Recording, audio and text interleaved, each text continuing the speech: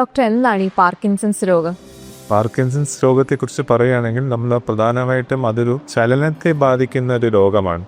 ഇംഗ്ലീഷിൽ പറയുകയാണെങ്കിൽ നമ്മൾ മൂവ്മെൻറ്റ് ഡിസോർഡർ എന്നാണ് അതിനെ ഉദ്ദേശിക്കുന്നത്. ഇപ്പോൾ സ്ട്രോക്ക് അല്ലെങ്കിൽ പക്ഷാഘാതം എന്ന് പറയുമ്പോഴത്തേക്കും രോഗിക്ക് ഒരു സൈഡ് കംപ്ലീറ്റ് വീക്ക്നെസ്, ശക്തിക്കുറവാണ് അനുഭവപ്പെടുന്നത്. പക്ഷെ പാർക്കിൻസൺസ് രോഗത്തിൽ രോഗിക്ക് ശക്തിക്കുറവിനേക്കാളും കൂടുതൽ ആ ചലനത്തിൽ മൂവ്മെൻറ്റിലുണ്ടാകുന്ന സ്ലോനെസ്, നല്ല പഴയ സ്പീഡിൽ രോഗിക്ക് നടക്കാൻ പറ്റില്ല, പഴയ സ്പീഡിൽ രോഗിക്ക് വീട്ടിൽ ജോലികൾ ചെയ്യാൻ പറ്റില്ല. അമ്മമാരാണെങ്കിൽ കുക്കിംഗ് ചെയ്യാനുള്ള ബുദ്ധിമുട്ട്, പാചകത്തിൽ അവർ വളരെ നീണ്ട സമയം നേരത്തെ എടുത്തതിനേക്കാളും കൂടുതൽ സമയം വേണ്ടി വരുന്നു.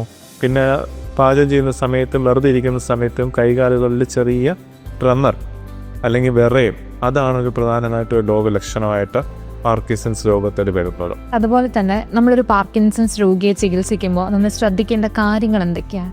പ്രധാനമായിട്ടും നമ്മൾ മനസ്സിലാക്കേണ്ട കാര്യം, പാർക്കിൻസൺസ് രോഗം കൊണ്ട് മാത്രം ഒരു രോഗിക്ക് ജീവന അപകടം ഉണ്ടാകുന്നില്ല എന്നുള്ളതാണ്. ഇതിൻ്റെ മെയിനായിട്ടുള്ള കോംപ്ലിക്കേഷൻസ് ഒന്ന് വീഴ്ചയാണ്, ഫോൾസ് വന്നു കഴിയുമ്പോൾ നമുക്കറിയാം പ്രായമായവർക്ക് പെട്ടെന്ന് ഫ്രാക്ചർ ഉണ്ടാവാം. അത് കൈകാലുകളുടെ ഫ്രാക്ചർ ആവാം, ഇടുപ്പിൻ്റെ ഫ്രാക്ചർ ആവാം.